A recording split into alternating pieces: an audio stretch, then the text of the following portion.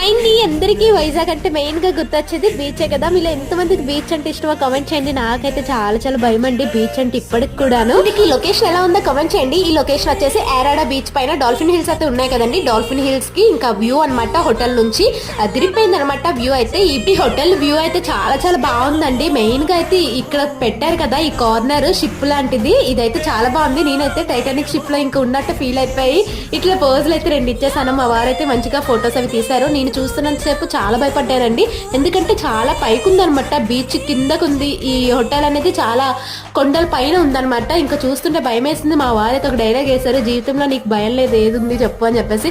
నాకైతే కొన్ని చూస్తే చాలా భయం అయితే వేస్తుందండి. నాకు అందులో వాటర్ ఫోబియా కూడా ఉంది. చిన్నప్పుడు అయితే నేను ఎక్కువగా ఒక బ్రిడ్జ్ పై నుంచి వెళ్ళాలన్నా చాలా భయపడిపోయేదాన్ని, ఏడ్చేసేదాన్ని అనమాట. మొత్తానికి ఈ లొకేషన్ కి వచ్చేసరికి నాకైతే మంచి ఫీల్ వచ్చింది. ఎక్కువగా సన్సెట్ అండ్ సన్ రైజ్ టైంలో ఈ ప్లేస్ అయితే చూడాల్సిందే. డాల్ఫిన్ లైట్ హౌస్ మిస్ అయ్యానని చెప్పి ఫీల్ అయ్యాను, కానీ ఈ ప్లేస్ అయితే అదిరిపోయింది.